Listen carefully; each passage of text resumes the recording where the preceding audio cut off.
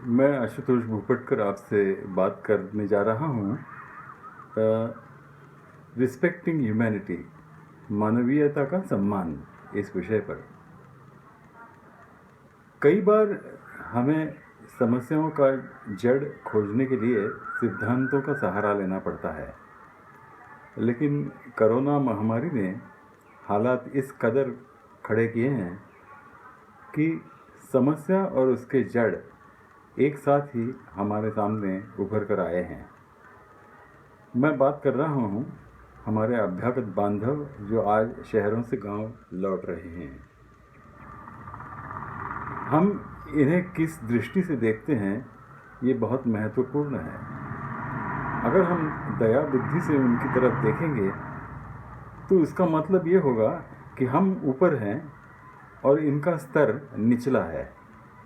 हमारे पास सब कुछ है और उनके पास अब सिर्फ फैसला करने का जो स्वातंत्र्य है वही है। हम अगर उन्हें इंसानियत के नज़रिए से देखते हैं, वो इंसान हैं, हम इंसान हैं, हम सब एक हैं, तो इसका मतलब होगा कि हमें इनकी इंसानियत का सम्मान करना पड़ेगा। और उसका मतलब ये होता है कि जिस तरह हमें जो बुनियादी सुविधाएं मिली हैं वो सभी को मिलनी चाहिए, क्योंकि वो सब इंसान हैं। इसका एक मतलब होता है कि सभी को सार्वत्रिक, यानी बिना किसी शर्त के हमें किमान आमदनी सबको मिलनी चाहिए, जिसको अंग्रेजी में यूनिवर्सल बेसिक इनकम कहा जाता है।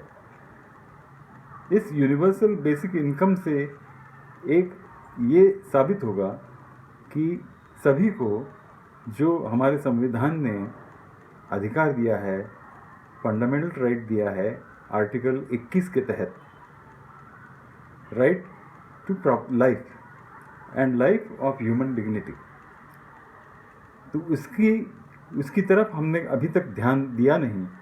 लेकिन कोरोना महामारी ने हमें ये फिर से याद दिलाया है कि हम इंसानियत को भूल रहे हैं। तो मानवीयता का सम्मान करने का पहला कदम ये होगा कि हम सभी को यूनिवर्सल बेसिक इनकम का हक मिला दें। दूसरी बात यह है कि ये अभ्यागत हमारे जो श्रमिक बांधव हैं वो जब लौट रहे हैं तो वो ये कह रहे हैं कि हमारी जो व्यवस्था है उस पर उनका अभी भरोसा नहीं, उनका विश्वास टूट चुका है हमारी इस व्यवस्था पर। और हमारी इस व्यवस्था के मूल में क्या है, तो ये व्यवस्था जो चल रही है वो पैसा और सत्ता, इनके इर्द गिर्द घूमने वाली, इनके दायरे में घूमने वाली हमारी व्यवस्था है। उसमें पैसा और सत्ता, इन्हीं को प्रथम स्थान मिलता है, हमेशा प्रथम स्थान मिलता है। इंसान को कभी प्रथम स्थान हमारी व्यवस्था ने दिया नहीं है। और इसीलिए हम देखते हैं कि हमारी जो स्वास्थ्य सेवा है वो भी आज जिसके पास पैसा है उसके लिए स्वास्थ्य सेवा उपलब्ध है, जिसके पास सत्ता है उसके लिए स्वास्थ्य सेवा उपलब्ध है। लेकिन हमारे जो अभ्यागत श्रमिक बांधव हैं उनके लिए ये स्वास्थ्य सेवा नहीं है, क्योंकि उनके पास पैसा नहीं है। तो हमें इंसानियत का सम्मान करने के लिए दूसरी चीज़ जो करनी पड़ेगी वो ये है कि हमें universal access to health care देना पड़ेगा। ये भी हमारे संविधान में लिखा गया था, लेकिन अभी तक हमने इसकी तरफ ध्यान दिया नहीं है। तो हमें सार्वजनिक क्षेत्र की आरोग्य सेवा को मजबूत बनाना पड़ेगा और सभी के पास ले जाना पड़ेगा।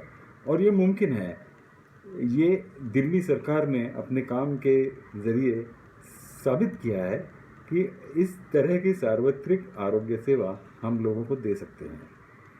तीसरी बात यह है कि अगर हम देखते हैं आज, तो केरल में महामारी का मुकाबला सबसे अच्छी तरह किया गया है और इसका उदाहरण दुनिया के सभी देशों में आज दिया जा रहा है। और इसकी वजह यह है कि यहाँ केरल में पिछले कई सालों से, कई दशकों से स्वास्थ्य तथा शिक्षा इनकी तरफ सार्वजनिक क्षेत्र ने बहुत बड़ा ध्यान दिया है। सार्वजनिक क्षेत्र की शिक्षा और स्वास्थ्य सेवा का विस्तार वहाँ पर अधिक मात्रा में और अच्छी तरह से हुआ है। तो आज ये मजदूर देहातों से शहरों की तरफ आते हैं मेहनत वाला काम करने के लिए, कम वेतन वाला काम करने के लिए, और जिसका कोई भरोसा नहीं ऐसा काम करने के लिए ये आते हैं। अगर देहातों में, हमारे ग्रामीण क्षेत्र में शिक्षा की व्यवस्था, हर तरह की शिक्षा की व्यवस्था अगर सार्वजनिक क्षेत्र में हम दे सकते हैं तो इनकी कुशलता बढ़ेगी, और जब इनकी कुशलता बढ़ेगी तब ये संभव नहीं है कि हम इनको असंगठित क्षेत्र में रखेंगे। तो इसके लिए सार्वजनिक क्षेत्र की शिक्षा व्यवस्था का विस्तार तथा सुधार करना ये हमारे लिए बहुत महत्वपूर्ण चीज़ है। हम देखते हैं कि तीसरा जो एक कारण है लोग ग्रामीण क्षेत्र से शहरों की तरफ आते हैं, वो ये है कि ग्रामीण समाज में अभी भी विषमता है और धर्म पंथ इनके आधार पर भेदभाव की नीति अपनाई जाती है। तो ये हमें ख़त्म करना है। महामारी ने ये साबित कर दिया है कि महामारी किसी भी धर्म, पंथ, लिंग, भाषा, प्रांत, देश, इन भेदों को पहचानती नहीं, वो सिर्फ मानवता को पहचानती है। तो हमें ये जो सब भेद पैदा हुए हैं वो इतिहास के एक कई कालखंडों में तैयार हुए थे, उनका अपना एक योगदान रहा होगा, लेकिन आज उनका महत्व बिल्कुल नहीं है। आज हम एक वैश्विक मानवता की तरफ जा रहे हैं, तो इसलिए हमें इन भेदों को समाप्त करना पड़ेगा। यही महामारी हमें सिखा रही है, और इसी में इंसानियत का सम्मान हम कर सकते हैं। धन्यवाद।